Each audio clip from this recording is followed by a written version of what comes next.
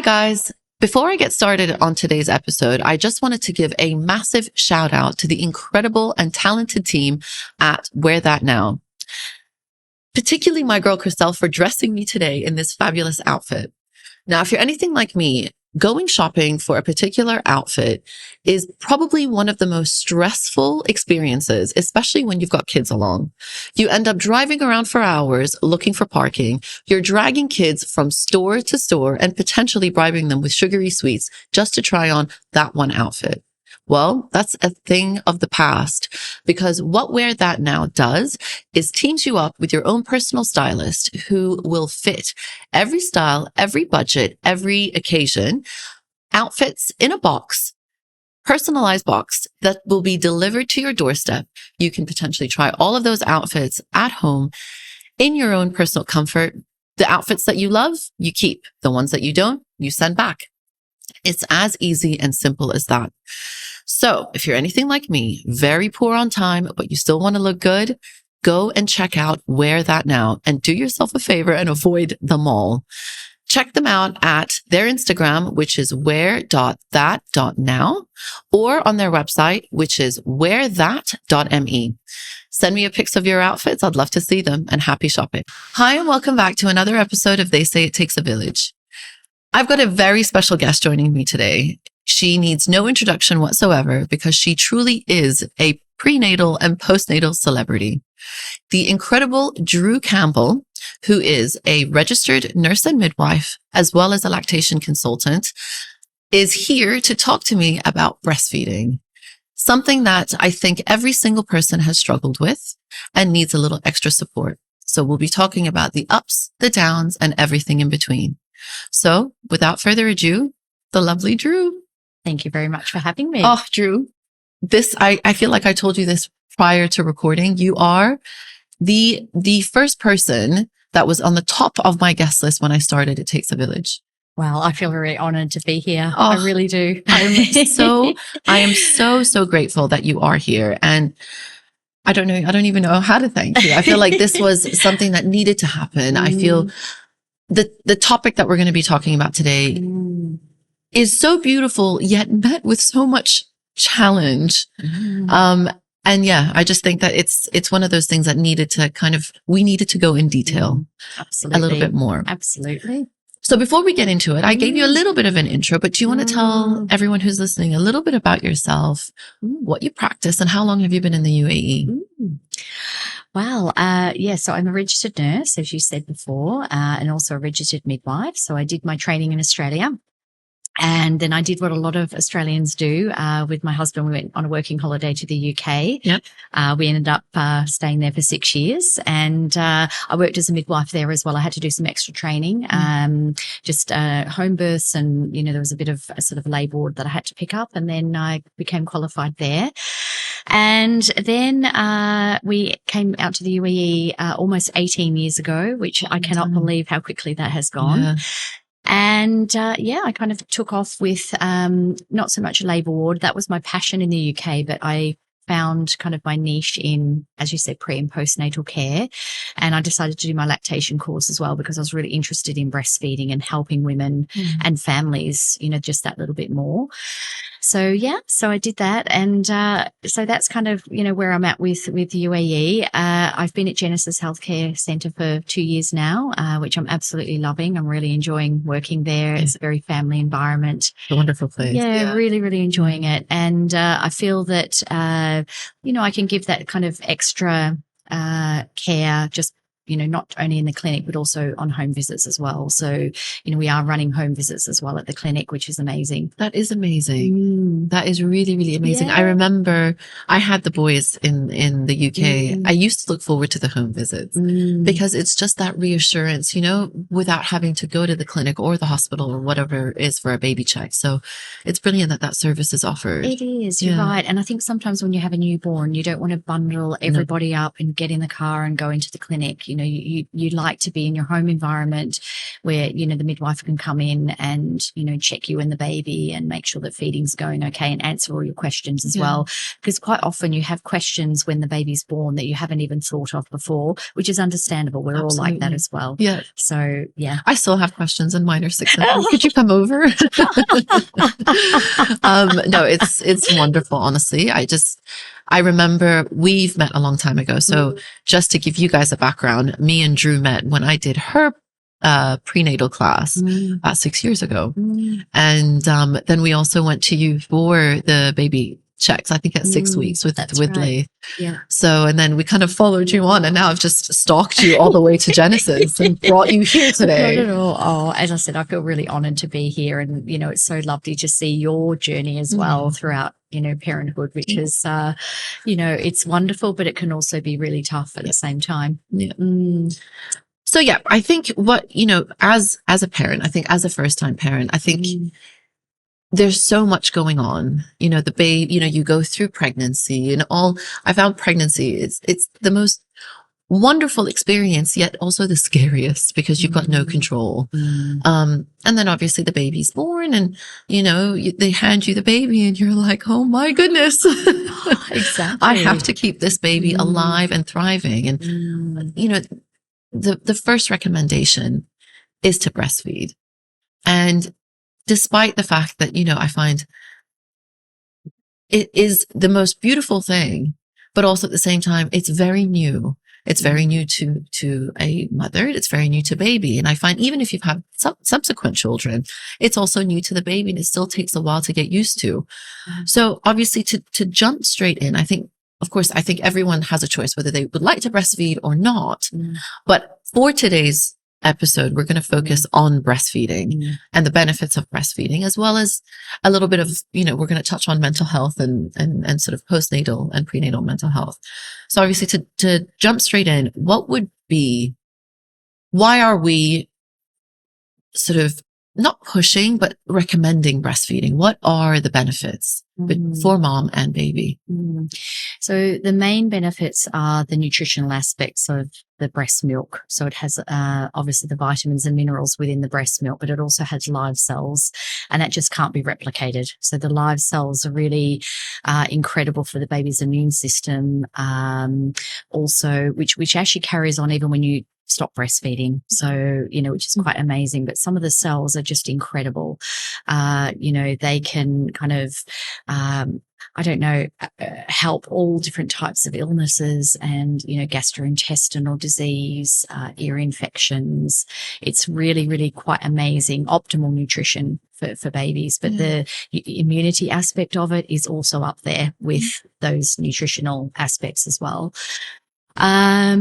Also, it is very easily digestible for the baby. It's made, exactly for the baby's needs. And you also will find that breast milk changes over the day. So, which is quite incredible, isn't it? Incredible. Yeah, that it will actually change during the day, but also as the baby gets older. So it will actually change to kind of help the baby with their development and their nutritional aspect as well.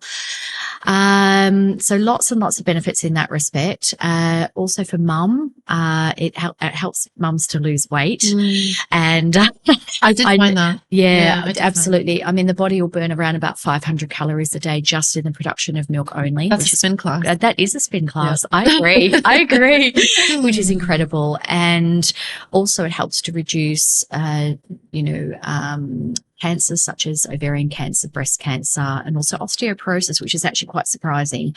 I was going to say, you would think it would be the opposite. You would think that the bone density would actually drop, and it does slightly when you're breastfeeding, but then it actually rises quite quickly as well, which is quite interesting. Also for bonding, I mean, to be honest, women who bottle feed their babies, if they express and put the milk in a bottle or they formula feed, of course they bond with their babies too, but it's just that time that you have that actually makes you sit down with the baby. And I think in today's society, we're so busy and we have so much on us.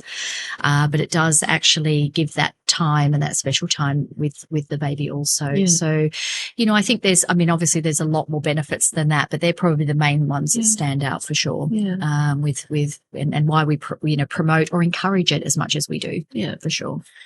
encouraging breastfeeding. Mm. When would you want to, I mean, I guess what I want to say is, do you start to, is there a particular time where you establish breastfeeding? Is it at birth? Is it, I mean, let's say somebody's had a baby and, you know, what is the recommendation sort of as soon as the baby's born to try it to latch? Is there a time frame to have an optimal, I guess, time period where you establish breastfeeding, or the initial part? I mean, it actually starts from the moment the baby's born. Yeah. And what the latest recommendations are is that babies have at least 1 hour of uninterrupted skin to skin contact. As soon as the baby's born. Soon as the baby's born. Yeah. So whether that be with a normal birth or whether that be with a cesarean, that babies have at least that 1 hour. Yeah. And what that does, of course, you know, the only environment that they've ever known is in the womb. And they come out and, you know, you have to feel slightly sorry for them in a way because, and I don't mean in a way, you do, because, you know, they've come out from a lovely warm environment, which is very controlled. And then all of a sudden, you know, it's light and it's dark and it's hot and it's cold. And, you know, where they want to be is on your chest. Which is really, really lovely. But there's a lot of really important benefits to skin contact, that's research based.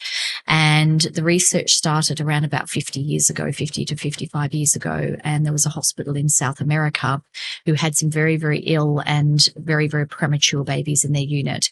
And they didn't have enough incubators at that time. So what they did was, a very smart health professional said, well, why don't we put these babies that don't have the incubators with their mothers, and we put blankets over the top of them. And what they found was that those babies were actually thriving better than the ones that were in the incubators. So that's how the research started. So amazing benefits such as helping the hormones of lactation to rise, helping to regulate the baby's heart and respiratory rate, helps them with their temperature regulation. So mums will automatically increase their body temperature if the baby's too cold, and they'll decrease it if the baby's too hot. I mean, I whenever I say that, I just find it's phenomenal. It is phenomenal. Isn't it phenomenal that we can do that as human beings? Also, it covers babies in antibodies. You know, there's so many amazing benefits. Skin, yeah, that's right. So, you know, no matter what type of birth you have, and actually, even if you're not planning on breastfeeding, I definitely recommend the skin to skin contact and put that in your birth preference list. And that's what I would say to, you know, your listeners, that, you know, do really push for it. Yeah. And, you know, the hospitals here in the UAE, I find that they're really amazing at helping. They are, you know, and it's really evolving that skin to skin because the benefits are really coming out. I think it's important not to rush a baby to feed. You know, we call that first hour of life the golden hour. It's kind of that time when, you know, they're discovering the world around them, this new environment that they've come into. I remember that so specifically. You never forget it. No, you don't. No. The moment that you see your baby's face for the first time and they're with you, it's very surreal, isn't it? And it really is. You never, ever forget that moment. But, you know, they need time to kind of smell the area. They need time to, you know, adjust to that life kind of outside. You know, they're all of a sudden breathing on their own. You know, that's a new thing because when they were in the womb, they were getting all their nutrients through the umbilical cord. So, you know, it's really a brand new environment for them. So it's important that they're not rushed. But, you know, as long as they're on the chest or even on the abdomen, and they've kind of got time to look around, and babies have what we call a rooting reflex, and they'll actually turn their head to the side and they'll start looking around for their feed. And usually that's after about 20 minutes after birth, which is actually quite fast, isn't it? So they're kind of looking from side to side looking. And, you know, the research is looking at that the areola around the breast actually darkens during pregnancy because, so that they can see it. Yeah, which is quite incredible. So, you know, as long as a baby can kind of have time, and really babies can latch, you know, quite well themselves in the very, very beginning. So, you know, we call it baby crawl, that babies can actually crawl up to the breast as well. But I mean, I've seen it. I've seen it done. And I remember when the boys were born, I tried the first one. I didn't try at all, but with the second, I gave him a little nudge. Yeah. But I've seen it, and it's incredible. It's quite incredible. Absolutely. Yeah, for sure. But, you don't have to, wait that amount of time to do that. Yeah. But, just to kind of, allow the baby time to latch and not just kind of think, oh, okay, we need to rush this. We need to put the baby on very, very quickly, because all the weight checks, the vitamin K that's recommended, all of those kind of things can wait.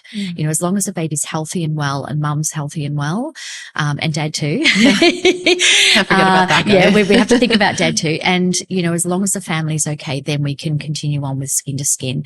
But it's not just for the birth itself as well. It can be for after also. So if a mum's struggling with their supply, or if the baby's very drowsy, and babies are often quite drowsy in the first 2 weeks of life, it actually helps to wake them up. So if we're, taking off their clothes. Yeah, exactly. Yeah.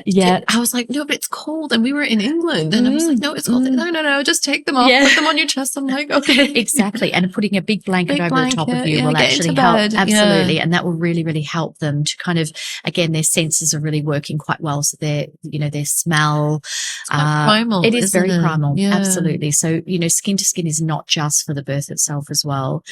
But your colostrum, is actually the very, very first milk is there from 16 weeks of pregnancy. So it actually is produced by the body. Let's go back. So now, what's colostrum? So colostrum is the very, very first milk that a woman will produce in the very, very beginning. Which is liquid gold. It is liquid gold. We call it liquid gold, and it actually looks like gold. It is yellow. It's actually very yellow. Yeah. So it's really, really rich, in immune factors. It has a lot of immunity within it, and it's delivered in very, very small amounts for the baby's very tiny digestive system. So their tummy is about the size of a small marble at birth. And again, isn't it incredible that the body kind of knows exactly what the body needs. So with a small tummy, it delivers a small amount. So it's around about 5 mils per feed. And very tiny amount. Yeah, exactly. So what the colostrum does is it actually goes through the gut, and then it gets sort of passed through the digestive system and the bowel, and that then coats the digestive system to help protect baby from infection. So that's the very, very first milk. And what's kind of stopping it from really kind of coming on out during pregnancy, or being sort of secreted during pregnancy, is the placenta. So the placental hormones stop that. Although some women can have a little bit of leakage. But what I always say, if you haven't had any leakage of colostrum, it doesn't mean it's not there. It just means your placental hormones are really kind of keeping it working That's well. Right. Yeah, exactly. So that very, very first milk is extremely important, because it again coats the baby's gut, helps to protect from infection, and that will be there generally for around about the first 3 days. So, sometimes you might read or hear about, I don't have milk in the first 3 days. It is milk, but it's in a very concentrated form. Yeah. Just for that tiny digestive system. And then you hear people saying, my milk came in after 3 days. That's right. So that's the more intermittent milk that looks a little bit more like cow's milk. Yeah. Or more milk. Almond milk. Yeah. If you're free of dairy. Yeah. So it looks a little bit more like that. So it's very much, a more white consistency. It does take a few days to change. By day 10, it's normally mature milk for sure. So that's when the milk does change, and the baby's stomach actually does start to stretch as well during that time. So they're having more volumes of milk. That colostrum, as I said, is important for those smaller amounts, and then the more mature milk comes in for the baby's developing digestive system. Okay. So it's actually fascinating. The fact that your body is able to adapt completely. Honestly, it's unbelievable. It is actually. It really is. It is a superpower.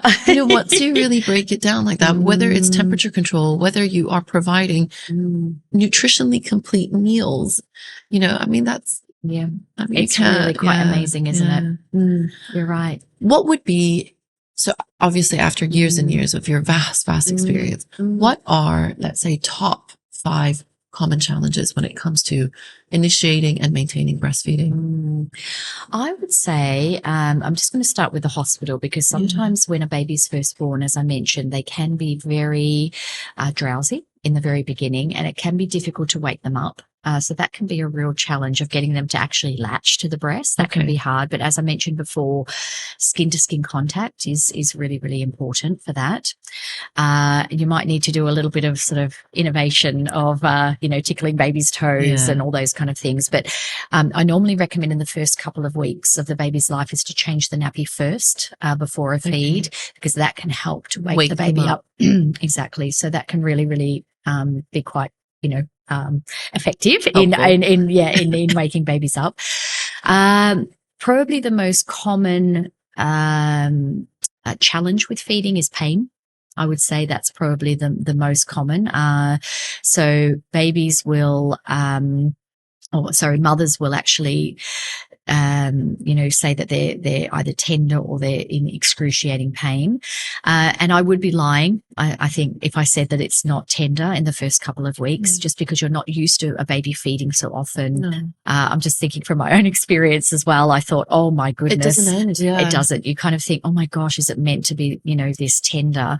But if it's excruciating, if you've got any cracks or bleeding, or there's any trauma to the nipple, it does mean that the baby isn't latching correctly. I've got another sort of to the challenges. A lot of the times, there, especially within, like, let's say within the first 7 days, you've got the colostrum, and then your milk comes in, and there's this, again, I'm speaking from a personal point, the level of engorgement I felt one morning when I thought, surely this cannot happen, because I was in so much pain, not so much from the feeding, but just from the engorgement. It was like somebody had swapped out my body and had given me rocks. Okay. So with the breastfeeding, the initial week to 10 days, I find lots of challenges pop up. What would be the most common, do you think? So I'd say babies are quite drowsy in the beginning. So they can be drowsy for around about 2 weeks after the birth. And that sounds, okay for first-time parents, but we really need them to be getting their calories in. That's really, really important. So that can be quite stressful if you're trying to wake a baby that's, not waking, if that makes sense. So I normally recommend the skin-to-skin contact before feeds, changing the baby's nappy before feeds. Parents might sort of do that in the initial stages and then change their mind and then change the nappy after, once the baby starts to really establish their feeding. But in the beginning, I would recommend to change baby's nappy before a feed. To wake them up a little bit. Just to wake them up. Yeah, absolutely. Pain. I think pain is a really, really common challenge of breastfeeding. And yes, tender is expected because you're not used to a baby feeding as often as they do, between 8 and 12 times in 24 hours. We're just not used to that. So tender is very, very common. But if it's excruciatingly painful, it means that the baby's not latching correctly. And that doesn't mean that it's mum's fault or it's the baby's fault. It's just one of those things that, baby might just be closing their mouth off a little bit when they're latching, or they're tucking their bottom lip under, or they have a tongue tie. So, some of that is completely out of your control, or most of it is actually. And so obviously my next question is about the latch. You hear so much about the latch and getting the latch right. Again, speaking from experience, both of mine didn't have a tongue tie, but again, I didn't really know what a tongue tie was, and that it could prevent a good latch while breastfeeding. Absolutely. When it comes to latching,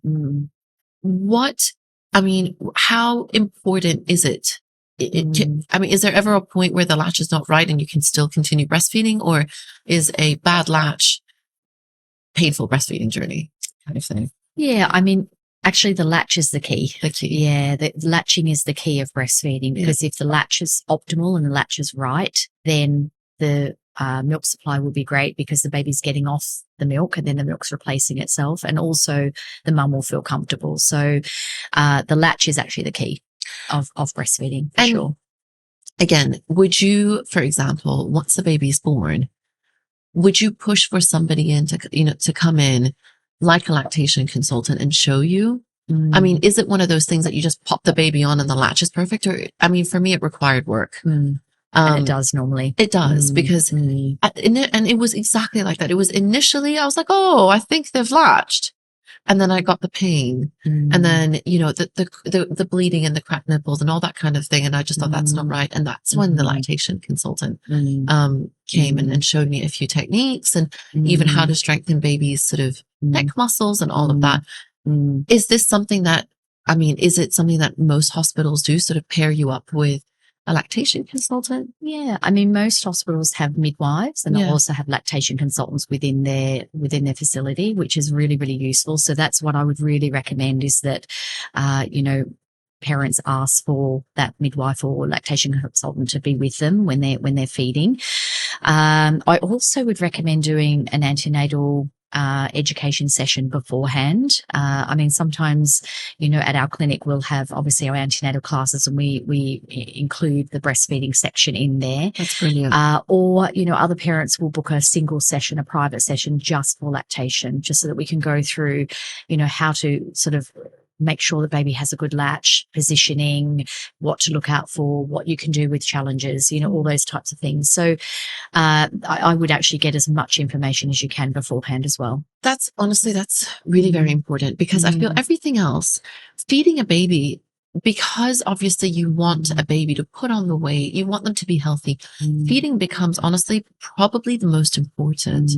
So having said that, the breastfeeding, if it's not going well, it is the most stressful. It is. So, and you do feel, you know, again, I will always only speak from my point or from my experience, because obviously at breastfeeding, usually the mother does it. There's a lot of pressure on the mom to make sure that that baby is, I guess, at a point where they are putting on the weight and thriving and meeting their needs. So if you have the opportunity to actually do a lactation class prior to the baby coming along, it would make life much easier. I think it does. And although it, you know, you're kind of practicing with a doll and you're, you know, carrying the baby, but it gives you that kind of idea of an understanding of how to hold the baby, how to kind of, you know, position them correctly at the breast so they're directly facing the breast and things like that. And also just sort of arms you with that information going in of what to expect. Although I don't know if it can completely prepare you, but it does give you that kind of knowledge, you know, behind the scenes. And then also having somebody to support you through in the hospital, and also when you go home from the hospital, is really, really important, because unfortunately there's a lot of kind of information out there. And I know a lot of the advice that mums and dads get given is very well meaning, but things like, I've heard lots and lots of different statements, things like, oh, you know, breastfeed through the pain, it's normal. I say, please don't breastfeed through the pain, because yes, tender is normal, but not excruciatingly painful. Any bleeding, any cracks is not normal. So it's really, really important that you get help, and get help as quickly as you can. Yeah, for sure. Yeah. That sort of leads me to my next question, which is, you know, myths around breastfeeding and common things, or advice, I guess, well-meaning advice that you do hear. You know, you think, oh, it's okay, let me just get on with it, when not necessarily, you know, that might not be a good thing. Yeah, I think one of the biggest myths is that breastfeeding is easy. I really think that's the biggest myth, because it isn't. It really isn't. It's a learned art. It is natural, yes, but it is a learned art, and both mum and baby are learning how to do it. And you can't expect to know on day one how the baby will feed, or how to hold the baby. You know, if some parents have never ever held a newborn baby before. Yeah, that was me. Yeah. I had no idea. I didn't even know that how small they were. That's right. It was quite confronting. It is very confronting, and it's a learned skill. So, you know, having that kind of support is incredibly, incredibly important. But yeah, please don't ever, I say, you know, please don't ever breastfeed through the pain, and please make sure that you get help. And, you know, I think with anything to do with parenting, there tends to be, you know, a white background, and, you know, there tends to be a mum and dad looking at the baby, and it's all lovely and it's all fairy-like and wonderful. But, you know, it's hard. It is hard. You know, if you were thinking about a baby feeding between 8 and 12 times in 24 hours, that's a lot of feeds. Absolutely. Yeah. And it's exhausting. It is exhausting. Yeah, for sure. Sort of physically and mentally, especially for a first-time parent. I think it's, you know, again, for the second time around, I dealt with it much better, because I knew what I was going into. But for the first time, I thought, what is going on? Absolutely. And that was one thing that I definitely the sleep, obviously the sleep deprivation was a killer, but breastfeeding challenges, I don't know why I didn't anticipate it. And it took me about 10 to 12 weeks to get it right. And in that time, I was like, no, I can't do this anymore. Yeah, I can't do it. I can't do it anymore. My lovely husband stepped in and, him and a lactation consultant came in and were very, very supportive and, gave me the breaks I needed. And then somehow it just clicked. And it does. And I don't know if it was me. I don't know if it was Lace, but I remember that specifically. Again, I had them in the UK and we flew back when he was about just under 12 weeks, something like that. And it was on the plane that I needed to feed him. And I was exhausted. I was like, I just want to get back to Dubai. And I fed him. I'm like, oh my God, I'm not engorged anymore. He effectively had a proper feed. And it was only at that point, and I stood up and I told the stewardess, I told everybody, but it took that time. It does, because it takes babies at least 6 to 8 weeks to learn how to become efficient at feeding. So they have a suck reflex, which is fantastic when they're first born generally, if they're a term baby, but they don't have that kind of, they've never attached to a breast before. They've never, removed the milk before like they do. So it's a learned experience. So that's why in the beginning, the feed times tend to take quite a long time as well. That's probably my other challenge that I can think of is the length of time it takes. But as they get efficient and they can actually drain the breast very quickly by 6 to 8 weeks, sometimes it takes a little bit longer, it becomes easier. So I think the myth is that it's going to be easy, but it's not. But once you get over that kind of, that challenge of, the longer feeds, the amount of feeds. Never ending. It does become, you don't really even think about it really anymore, do you? You can just put the baby on and not really think about it, but it takes time to get to that stage for sure. Another common thing that I think most mothers are concerned about is has my baby gotten enough? For sure. I think that's what we all worry about, isn't it? Yeah. And actually, it's one of the most common reasons why women give up breastfeeding is because they're worried about their supply. There's going to be a few indications that baby is getting enough milk, and the number one indication is their output.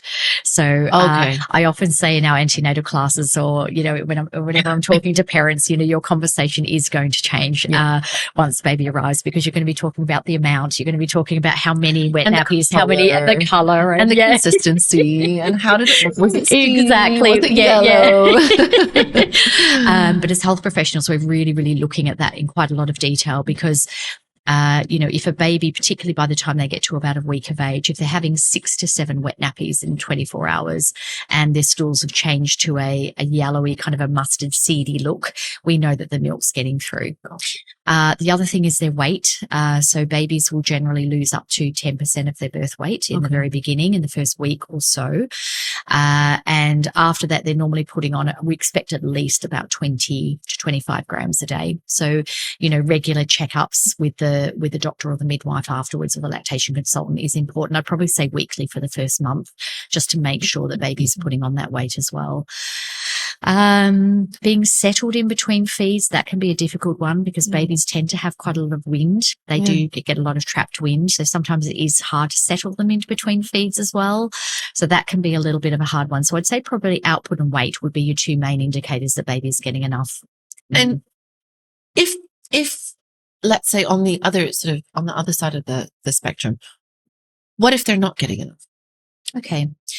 Yeah. So at one of those checkups, so either with a pediatrician or with a midwife or lactation consultant, we would generally weigh the baby at that appointment, and we'd sort of identify from birth weight what is actually going on there. So if the baby's not quite putting on the weight that we would expect, then I would probably recommend to have a look at the feed, just to see what the baby's positioning is like, what the latch is like, how the baby sucks. Is there a tongue tie going on there? So is there something, restricting the baby's movement of the tongue, or even sometimes the jaw can be very, very tight.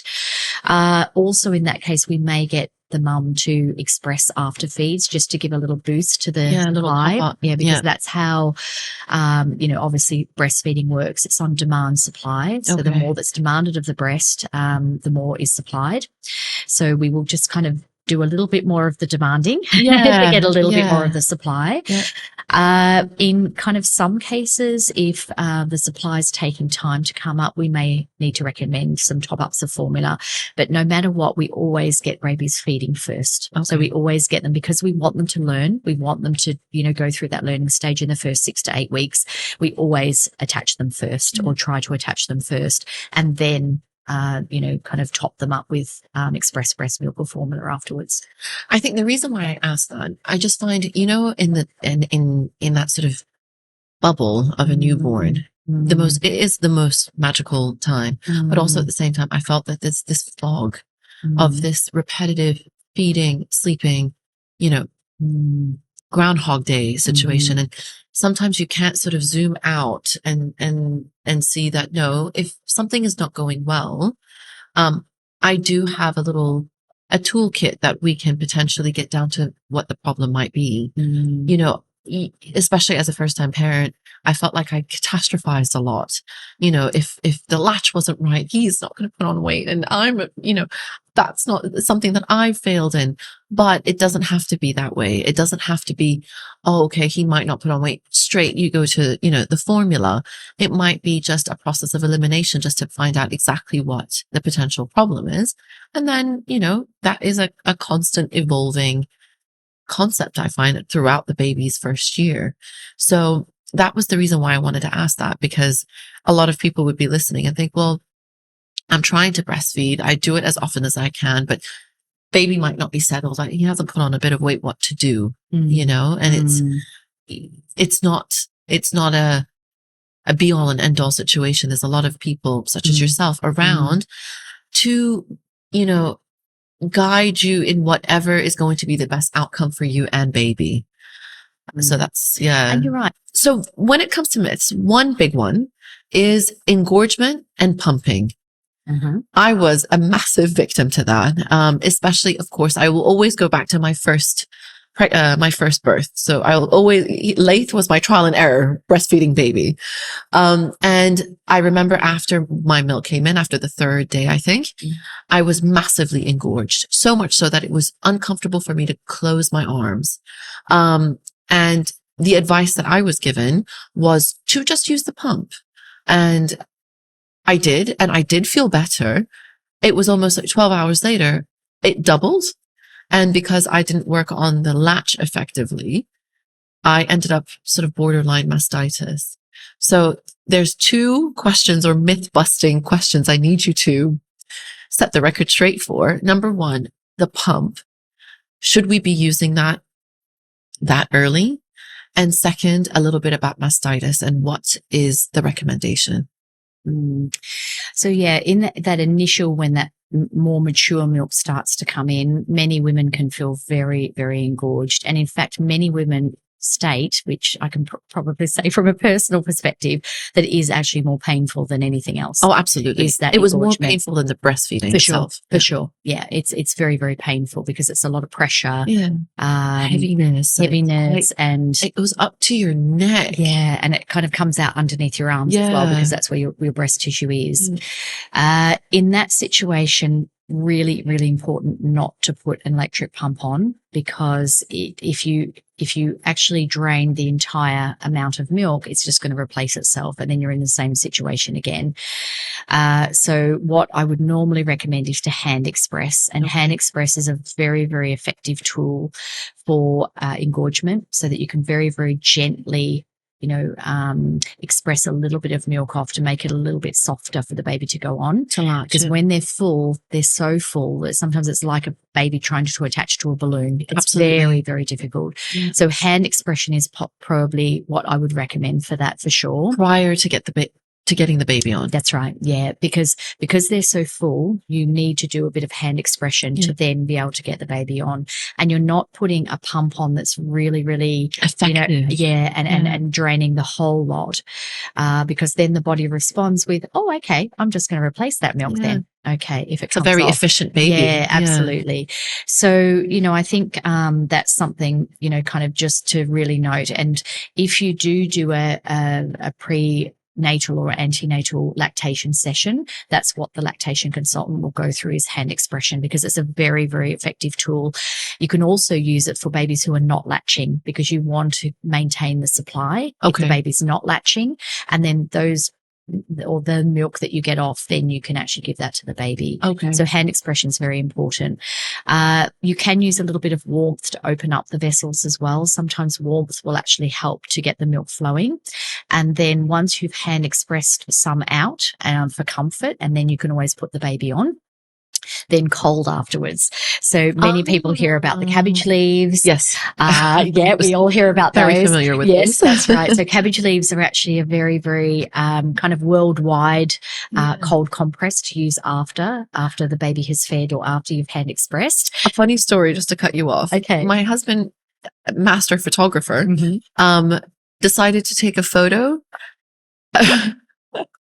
at the point when I was so engorged, and my mom handed me these like massive cabbage leaves, and I sort of put them in my top at the time. Yeah. And I must have been midway crying or something, and he decided to take a photo. So I've got that as proof with the cabbage leaves sticking out of my you just look. I was like, oh, this is what I'd love to remember. Yeah. So yes, you feel very non-glamorous when you have cabbage leaves oh my goodness. in your bras. Oh, you really do. I mean, I was the same, but there is an enzyme in the cabbage that is meant to help with swelling. Okay. And you won't have to use the cabbage leaves forever. It's just, to kind of help with swelling. But then the body will actually start to regulate itself after about 24 to 48 hours. So, but hand expression is honestly one of the best tools to have for sure. Absolutely. I remember again, that the catastrophe that I did with obviously using the electric pump, it did, so it came back sort of twice as much. And then, as I mentioned, I ended up getting, sort of that red area, the drowsiness, the cold and the flu-like symptoms, which is basically mastitis. And I remember going to the emergency room because Laith was born on the 16th of December. And obviously 2 weeks later, it was basically Christmas and everything was closed. So we ran down to the emergency and she's like, look, it is borderline. There's a redness in the area. Her advice was, I will fill you a script over the Christmas and New Year break, but try to keep feeding. Again, I feel like I need to set the record straight when it comes to mastitis. What is the recommendation? So, generally antibiotics, if it is, and it's kind of, escalating. So if you had a fever, you're really feeling cold and fluey, you had a very, very marked redness on the breast, antibiotics are recommended. But the main thing is that breast is still used. The flow is the most important, because if the milk's coming into the breast and it has nowhere to go, it's not flowing out, it's going to leak into the tissues and it's going to cause that inflammation and infection. And in its worst case, unfortunately, it can turn into an abscess. Okay. Which needs to be drained, which is obviously the worst case scenario. So we want to try and avoid getting that to that point. So, really, really important. And again, with advice that we were talking about before, using a pump. I mean, I would say if a baby is feeding well, and baby's putting on weight and draining the breast well, you don't need to pump unless, you're obviously planning to go back to work or something like that. But in those initial days, hand expression is more gentler for you and, and the breast as well. So that's what I definitely recommend. If you are on antibiotics, are you recommended to still feed on that breast? Absolutely. Okay. Absolutely. That is imperative, because again, if you don't put the baby onto the breast or if you don't express the milk through, it's all about flow. You have to get that flow going. And if you don't, it ends up turning into something worse that is very difficult to treat. So feeding on that breast is the most important thing. So there's nothing like, oh, no, give the affected breast a rest. No, because then it's going to actually make it worse. Yeah. It is actually, because the milk is really going to start leaking into the tissues and causing even more inflammation and more infection, or possible infection as well. Just when it comes to cracked and bleeding nipples, because again, lots of people naturally think that this just is part and parcel of breastfeeding. What does one do? Do you alternate? Do you keep going? Well, how do you go around it? I think a lot of it depends on the actual situation. Yeah. I mean, if mum cannot put the baby on at all due to the pain, then we usually will rest them. Yeah. By whatever means that may be, pumping very gently, not too much. Don't crank it up. Don't crank it up. Very, very gentle pumping during that time just to protect the milk supply. Obviously, we'll use different creams, lanolin-based creams. Sometimes we'll recommend other different creams that parents or mums can use. And sometimes nipple shields are used as well. There was a lot of when I was first starting my lactation training, there was quite a lot of negativity surrounding nipple shields that maybe they don't help with the milk supply as much. Maybe there's not as much stimulation to the nipple, so the milk supply isn't as great. But if it's the difference between breastfeeding and not, I would normally say to use it, just as a short term sort of solution until you get over that, until the nipples are healed. But in that case, I would definitely, see a lactation consultant just to kind of, give you support with that as well. Figure out what's going on. Absolutely. One tip that I noticed is I use the creams from off and on, but the one thing that I felt that it was absolutely the best remedy to cracked and sore nipples was to squeeze a little bit of the breast milk and let it air dry. Absolutely. Yeah. It was miracle. Absolutely. It is a miracle because it's so full of antibodies. Yeah. I'll just squeeze it all and walk around, let it air dry. Absolutely. Air dries. Yeah. And it's even if they're a little tender. It's unbelievable. Absolutely. Yeah, absolutely. So just, and I know it doesn't, again, feel very glamorous, keeping your bras off and letting them air, but it does really, really help as well. It's a very natural way of healing the nipples. But going back to creams, if any of your listeners have, bleeding or cracked nipples, the cream is only really to kind of soften them slightly. We have to look at the cause of why the nipples are bleeding. And usually it's because of the latch. So, definitely, again, see a lactation consultant or a midwife to just support you with that positioning and the latch. Yeah, definitely. I feel I have to ask this because we are in a sort of a cold and flu season. We're all, I'm recovering from one, and so are the kids. And a common thing, obviously, with a baby, you naturally think a newborn, they don't have a sophisticated immune system just as yet. And, you're so careful around them. You wash your hands, you sanitize. No one's allowed to touch the baby. But sometimes, as a mother, you might, especially if you've got toddlers around, you might pick up either a flu or a cold or even COVID or whatever it might be. What is the recommendation if you are unwell, if you do have some sort of virus? Do you keep going or do you stay away?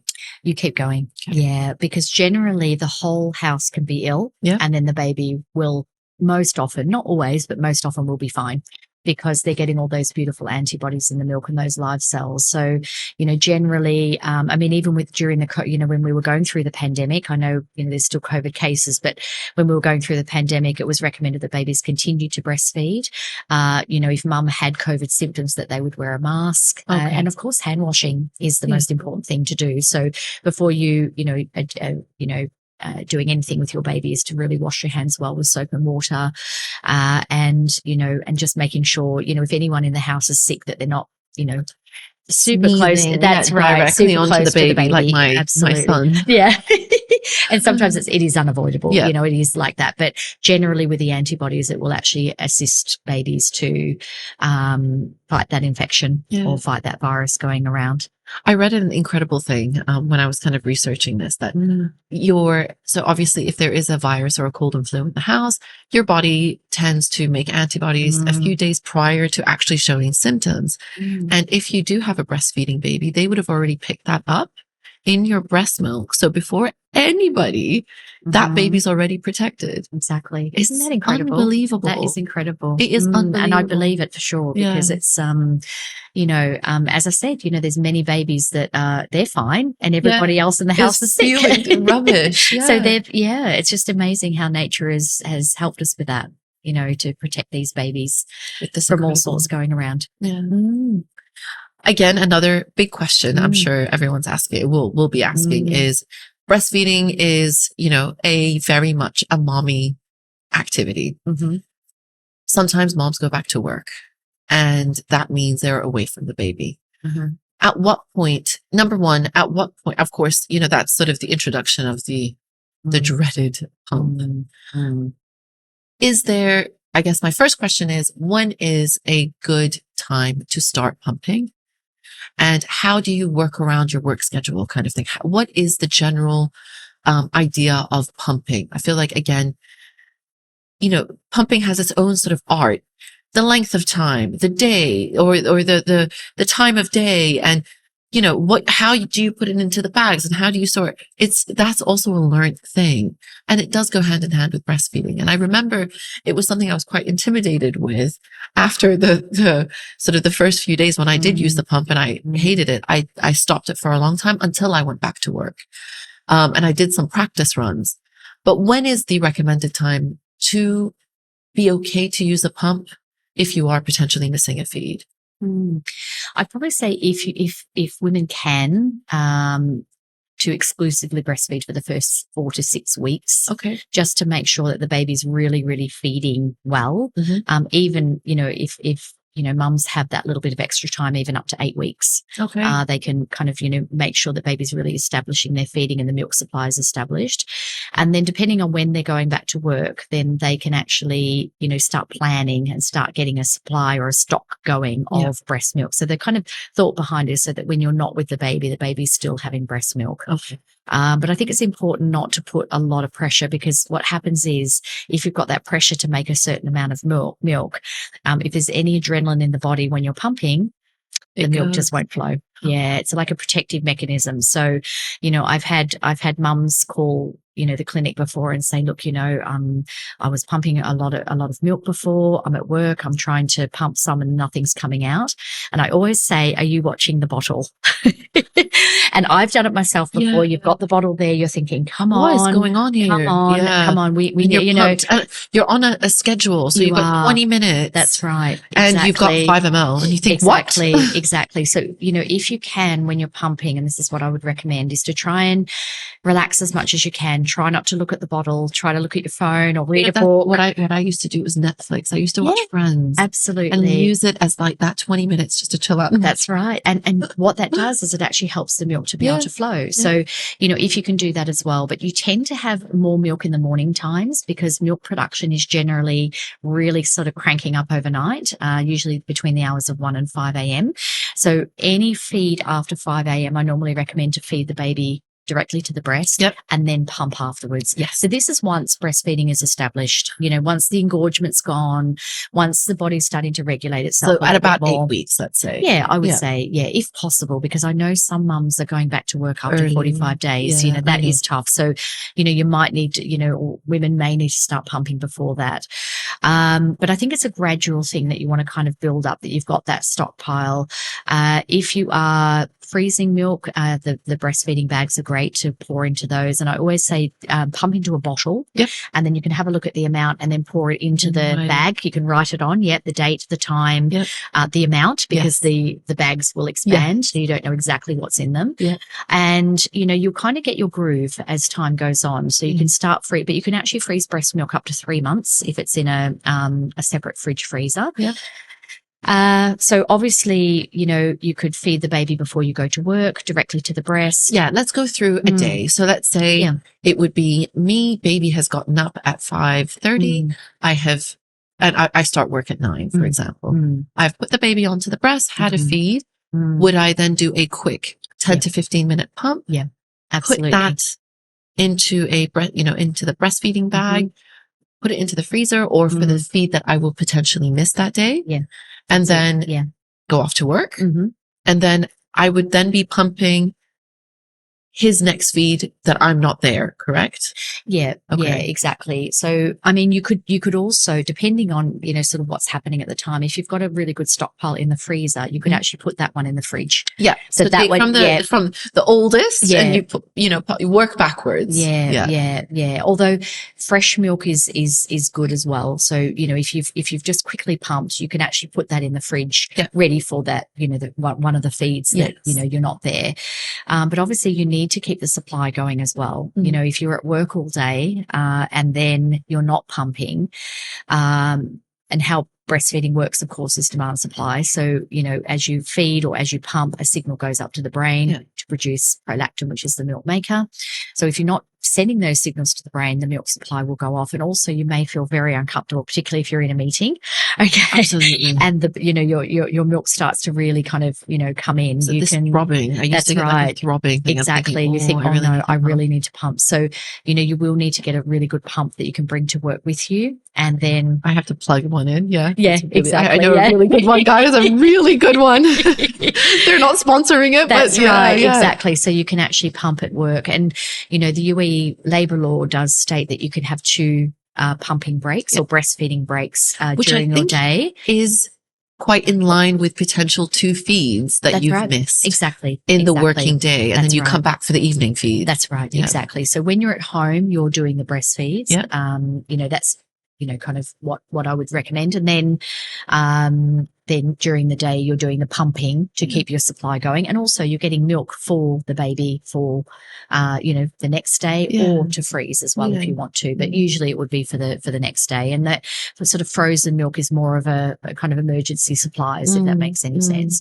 So you kind of, but it is a bit of an issue to work out, isn't it? Honestly, I think we were saying, for me, I loved breastfeeding. Once I got it right, and it took a while, especially for the first one, I loved it. I loved every moment of it. What I hated was the pump. I hated absolutely washing the parts, sterilizing the parts, putting them into bags, taking it to work, carrying this big thing. Pumping is quite a mechanical, cold experience. That's why I used to always sort of charge my phone, get the Netflix on, because I needed to make it somewhat pleasurable. Exactly. But it was useful. It maintained the supply. It helped me, breastfeed them for a long time.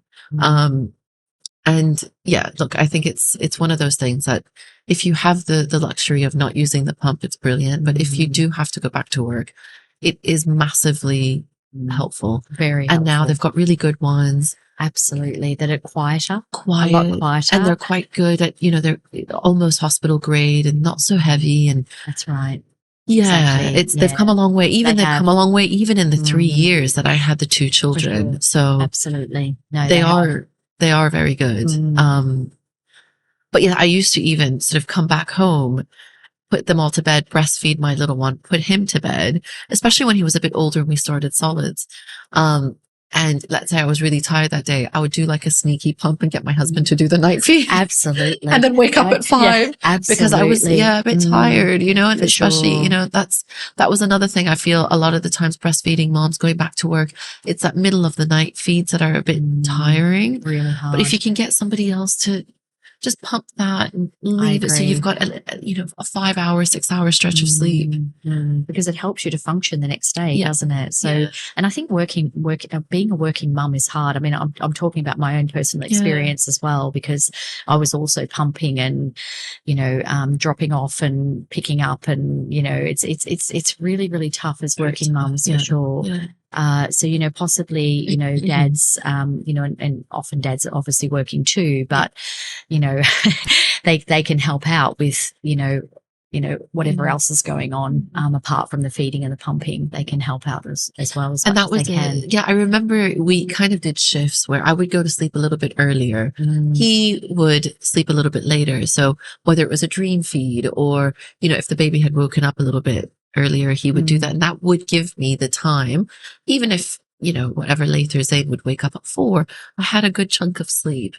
We functioned like that for a while. And it's like being a new person when you get that chunk of sleep, for sure. Absolutely. When you can. And I think, that's what I would always recommend is, self-care is just so important, that you're looking after yourselves, you're looking after your, your health, your nutrition, making sure you're drinking well. And if you need to get help in to help you to do that, then that's absolutely okay. Absolutely. I mean, like they say, it takes a village. It's so true because it does. You need your support network around. And even if you have to build that, absolutely, then, do that. Do it. Yeah. Call the friend, let them make the dinner. Absolutely. Let them come in and hold the baby while you get a blow dry, whatever's going to make you feel good. You're right. Grab a coffee alone. That's it. Yeah. Going to a cafe on your own. I mean, Do you know, I said this before on the podcast. That used to be my morning. I would feed, and I have a wonderful nanny who's been with us till now. I would say, I'll be right back. I live on the Palm, so the coffee places are all walking distance, and I would look forward to just going and grabbing a coffee. Yeah, and you need a break because having a baby is 24/7. You know, it's not 9 to. It would be helpful if it was 9 to 5, but it's not. I clocked out. Thank you very much. I'll go to bed now. Exactly, it just doesn't work like that. So we have to make our own breaks, and you know, I think a lot of parents feel guilty about taking a break, but we all need breaks. You know, I'm a lot better mother when I've had a break for sure. And particularly when, you know, my son Ryan was little, I really also look forward to those breaks because you're still you. Yeah. You know, yes, your identity has changed, you know, of being a mum, but you're still you. Absolutely. So you must look after yourself. That's really imperative. One of my last questions is when it comes to weaning, what is the recommended? I mean, I feel like we say recommended, but breastfeeding can happen for 1 day and it can happen for 3 years. But there are recommendations, aren't there? First of all, how do you know when your baby is ready to wean? Is there a sign? Is there something that you think he's just not that into it anymore? And possibly, I mean, babies do go through periods of breast refusal, even if they're not ready to wean. So that's something just to keep in mind because sometimes, you know, if they're teething or not even teething, their teeth can be moving in the gums or they're having a developmental change. Just sometimes they just refuse the breast for a few days, and that can actually be quite stressful when they're doing that. It is. Because you've been through that.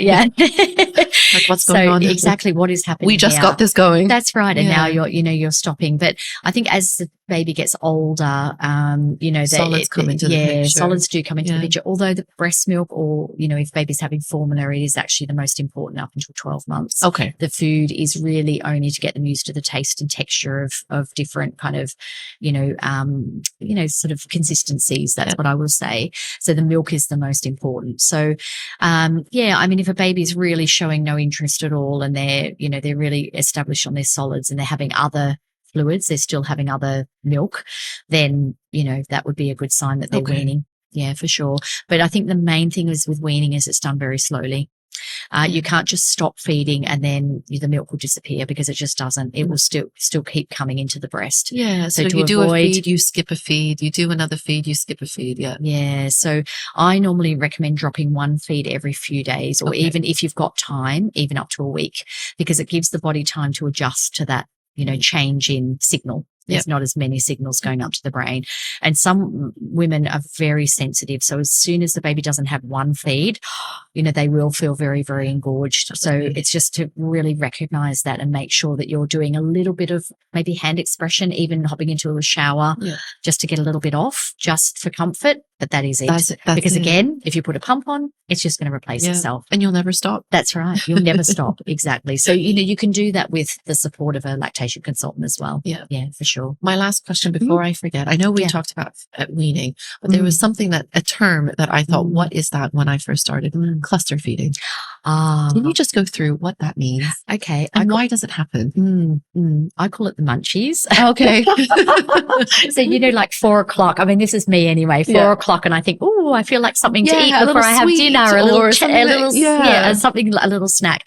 And it is very, very common for newborns to cluster feed, particularly in the afternoons and evenings. So they tend to do little snacks. So they might have a feed at, 4 p.m., one at 4:30, one at 5 p.m., one at 5:30. You're stuck on the couch. And you are, and it is very, very normal. And researchers still don't know why babies do it. Okay. There's some theories that perhaps babies are getting ready for the night ahead. So they're kind of, putting the tank on, getting the milk up ready for, having a meal before they go to sleep.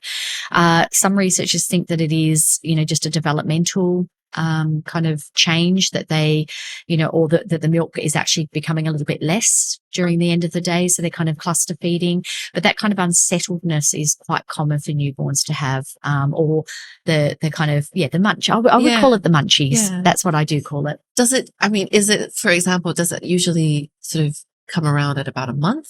or 2 months? When can you expect a cluster, or right from day one? It can start very, very early on from day one. It can, yeah. But normally it's only for newborns. I find unless a baby's having a major developmental change or a growth spurt, that sometimes they'll snack then as well. It takes a little while for the milk to catch up to their nutritional needs. Sometimes they'll do that as well. But yeah, usually it's because they're actually trying to get ready for kind of the night ahead, or, they're growing very quickly. So, but it's interesting that it always happens in the evenings when you're getting, the witching hours. Yeah. So you're getting ready to kind of, tone down, calm down yourself and, tone everything down at home. You might be getting the dinner ready or your husband's getting the dinner ready or whatever as your family. Time. It is actually a very inconvenient time. It's quite peaceful during the day, isn't it? It is. Yeah. And mornings are peaceful and they're sleeping, and all of a sudden it's like 20 minutes every 20 minutes. Exactly. Quite hard to satisfy them as well in that time. But that does go. I normally find once the baby is kind of over 8 weeks, that cluster feeding generally tends to level off. It doesn't go, but it does tend to level off a little bit. It's not so intense, definitely, for sure. So it is normal though. Okay. Yeah. Good. So it's not an indication. I naturally took it as an indication of, oh my gosh, I don't have the supply.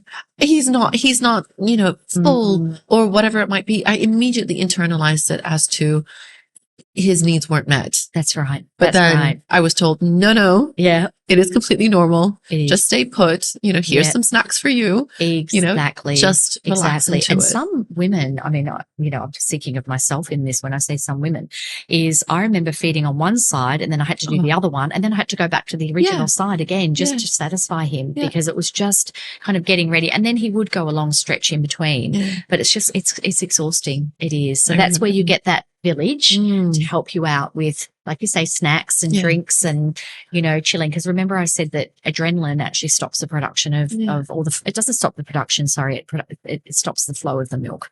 So, the more relaxed you are, the more the milk will flow, which is very helpful. So stay happy and stay happy, out. Stay chilled. Yeah, watch Netflix. Watch Netflix. This is your time. And I think that in itself is key. You are in this phase. I feel like I rebelled against it with the first one. I did too. And I was like, no, I need to do so much. I'm so used to, going to do this and going to do that and being quite productive. But don't be. Just relax into it. This is the phase that you need to just focus on the feeding and just relax yourself. You don't need to do this and you don't need to do that. And it will get done at some point. Just be. Exactly. Yeah. And I remember with the second, I did. Yeah. With the first, I did not. No. And I didn't either. I think many parents are the same because how do you know? You don't know because this is the first time you've ever been in this experience. And we were talking about before about, when you have this new baby, it can be very, very overwhelming. It is overwhelming when you have this little one that they don't come out with a list of instructions, do they? It would be brilliant. It would be helpful if they did, but they don't. So we're all learning on the job. Yeah. Everybody is learning. And it's getting to know your baby. It's getting to know you because you're a new person when you become a mum. But being kind to yourself, I think that's really, really important. I think looking back, if I was going to give any new parent advice, that's my last question. What would be your big advice, your take homes? My take homes would be to get as much help as you can. You don't have to do it all. You don't have to do everything and, be the super mum that you think, because you just need to be you. I would also get help if you're having any problems with feeding. Please don't feel that it's your fault. A lot of mums blame themselves and think, oh, I'm not producing enough milk for my baby, or I'm not feeding the baby correctly, or I'm doing this or I'm doing that. It's not you at all. You're doing an amazing job. And sometimes it's just one of those things that, your baby needs to learn how to feed. It's not their fault either. You're not doing anything wrong. In fact, you're doing everything right. You're caring about your baby. You're loving your baby. That's the most important thing. That is the most important thing. Whether you breastfeed, bottle feed, tube feed, whatever it is, whatever way that you're feeding. Yeah, exactly.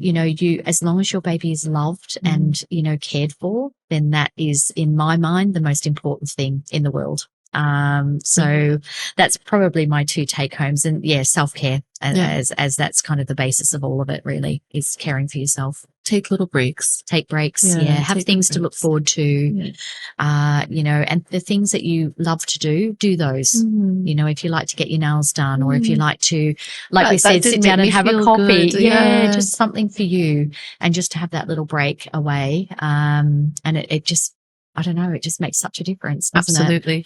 Yeah. Brilliant. I feel like that ended on a perfect I think it note. did. Yeah, absolutely. Oh, Dru, thank you. Thank you so much. Thank you for your time. This is invaluable. And I feel, again, it is something that I think I've told this story before, but that's when I got into podcasts because of breastfeeding. And I used to scour Apple Podcasts and all of this for episodes about breastfeeding. And when I thought about doing It Takes a Village, number one, you were the first person. And just because I felt while I was listening to these podcasts and I was really sort of taking down notes, because I did want to establish a good breastfeeding journey, but I did feel that there is a lot of misinformation and I didn't know where to get the help from, but, now you do. And it is here in the UAE. For sure. You run incredible prenatal and home visits and breastfeeding classes. Do you want to tell the listeners how they can access your incredible, I would say, workshops? Yeah, absolutely. So we run antenatal classes, either in a group setting or privately. Yep. So some couples like to come along and be with other couples just we to did get that. to It was know. a lot of fun. Yeah, it is. It is always a lot of fun. We have a lot of laughs in group classes for sure. There's a lot of different questions going around. But, sometimes couples are traveling or one part of the couple is traveling or, for whatever reason, couples like to book a private class. So we can kind of really tailor the information to them as well. But any of the classes, we really include breastfeeding, of course, unless a mum, is planning on formula feeding, but we'll go through that as well. Yeah. So, we talk about that also. Just to email the clinic and, I can obviously. Yeah. Also, I'll include if it's okay, your email. Absolutely. The clinic email, as well as the numbers and everything in the show notes and on the YouTube notes and on social media. So you'll have all of that as a directory. Yeah, for sure. Yeah, absolutely. So contact us and we can let you know when the next group classes are coming up. We generally run them over a 4-week period. So you can come once a week for 4 weeks, and that would be on a weekend, on a Saturday. I remember we used to really look forward to it. Yeah. And it is fun. And it's really, quite a lot of our groups, they've got together. They've really kind of, we kept in contact. We had a little WhatsApp group. Yeah. The WhatsApp groups are so amazing because you can WhatsApp someone at 3:00 in the morning and be guaranteed to get an answer. Somebody's awake. And, exactly. It was kind of all of us, you're kind of in the same gestational age, I think. So then one person's having a baby and everyone's, how exciting. Absolutely. And, the dads as well. Dads require support also because they're also going through this period. So I find that the guys usually tend to bond really well as well. So we have, barbecues and golf and, really, really amazing. And that's, really what you need and sort of Dr. George's philosophy on kind of getting those amazing groups together. We do reunions as well for afterwards, so people can kind of get together also. The home visits, as I said, they can be done as a single visit or they can be done as a package. Perfect. So just let us know via email. Yeah. I'll link it all. Yeah, absolutely. Thank you so much. Thank you very much. Thank you for having me. Oh, yeah, it was amazing. It was absolutely amazing. Thank you very much. Thank you. Great. Thank you for listening to They Say It Takes a Village. I hope you enjoyed today's episode. I look forward to bringing you another one next week. Don't forget, please subscribe, rate, and review so I can reach and help even more parents. And if you've got a topic that you'd like me to cover, please head over to my Instagram page, ittakesavillage.me, and drop me a line.